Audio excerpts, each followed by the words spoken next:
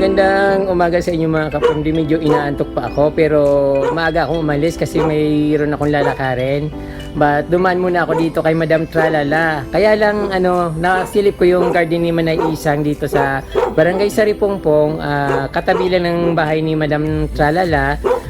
Nakita ko yung garden niya at marami rin pala siyang binibintang halaman at mga lush din at pwede nyo rin siyang bisitahin dito sa kanyang lugar. Marami rin siyang binibintang halaman katulad ng aglonema at siyempre iba't ibang varieties din katulad ng garden ni Madam Tralala.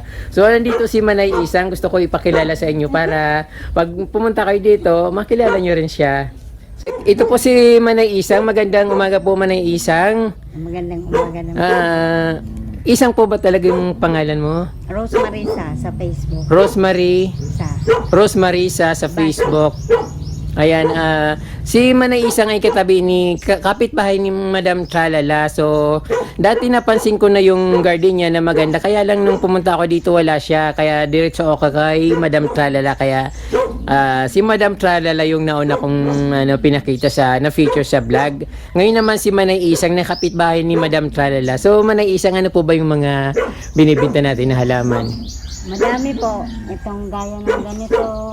Opo. Mga tea plants. May calathea din. So, yung pinaka-special na halaman po na pwede natin ibenta. Aglo. Anong klaseng aglo po yun? Aglonema. Aglonema. Ang dilim naman ng bahay ni Manay Isang. So, bawat isa, ano po nito, alam niyo po ba yung mga ID niyan, mga pangalan niya? Hindi mo po alam. Magkano halimbawa katulad po nito? Magkano po yan? 50 ganyan. 80 pesos or 50 pesos?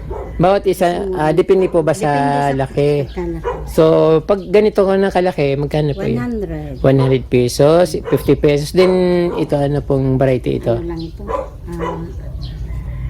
Dalmatian yata ito. Dalmatian. So, hindi ka po sigurado. Hindi ko sure. Ito, Manay Isang, ano po itong klaseng halaman na ito? Pelomicans. Pelomicans. Magkano pong binibenta nyo? 150. 150. Ang laki-laki na yan. Pero, Manay, nag-ship po ba kayo? Hindi po. Hindi ko nag-ship. So, yung walk-in lang po yung asahan mo na darating ditong bibili. So, okay naman sana pag pupunta kay Madam Tralala, dadaan din dito. Ito Manay, ano po ito? Ano ba yung tawag? Aglo din to. Aglonema rin siya. Then, sa baba, mga kalatia. Yung lash na kalatia, Manay, magkano yan? So, yan na 300 pesos. Then, yung malaking aglo, magkano po? Ito, 200 lang to. Opo, 200. Meron din po kayo ng Manay? Ano po ito? Ephesia? Hindi Petonia. Fitonia. Ayun, Fitonia. Magkano po yung Fitonia, Manay? 50. 50. Pati yung itong dito, 50 rin yan. Fitonia 50. Yung black velvet, Manay, magkano po? 200. 200 po itong napakalaki na ito. Wow. Mga kapromdi, puntahan nyo na dito si Manay Isang sa Barangay Saripongpong, Laguna, Camarines Sur. Yung napakalaking niyang black velvet, 200 pesos lang.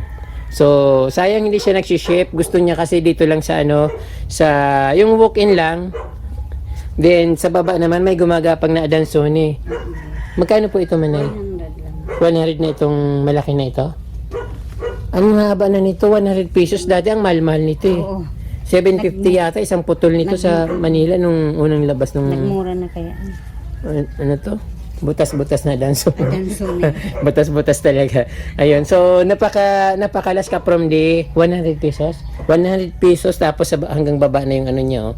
Gumagapang siya pababa. Opo. So, ito Manay, Adansone,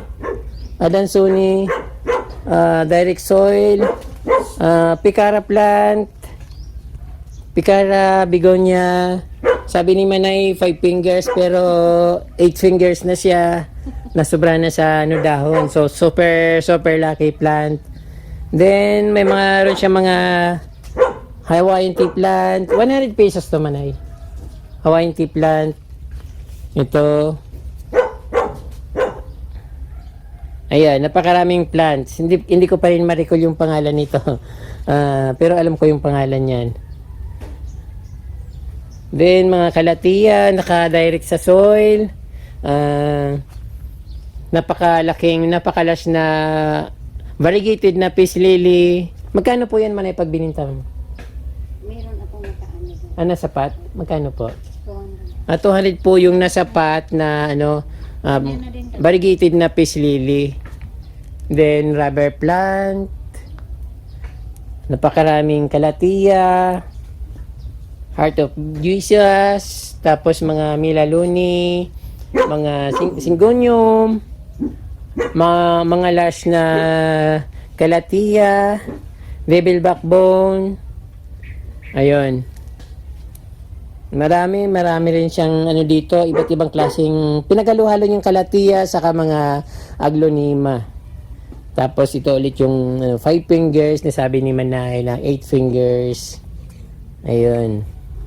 Then dito sa gilid ng kanyang mansion, ito naman yung makikita dito, aglonema,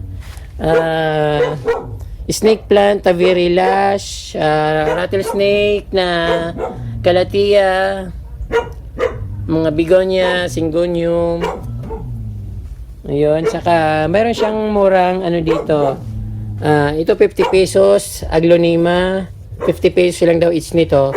Ito man ay magkano to? 50 rin ito. Then, ito malaki na.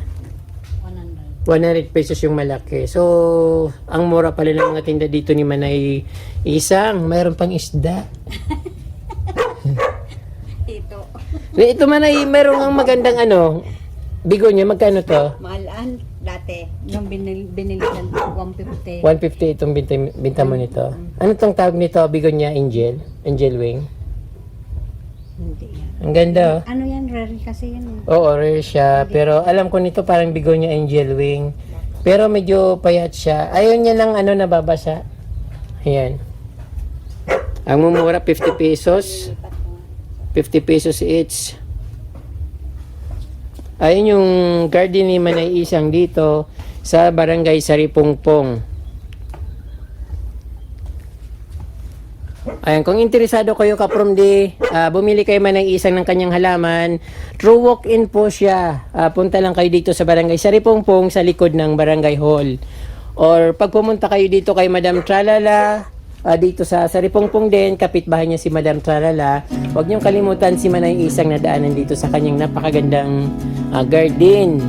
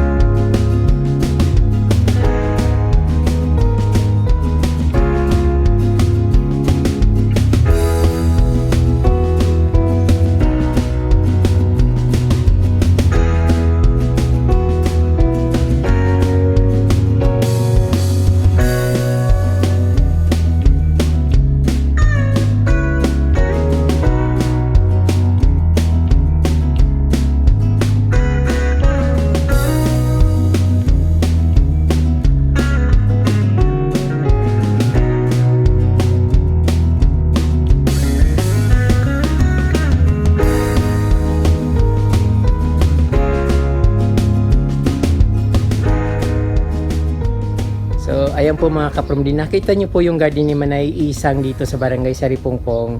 Huwag nyo pong kalimutan mag-subscribe at pindutin po yung notification bell para updated po kayo sa aking mga bagong post na videos. Maraming pong salamat at Diyos mabalos.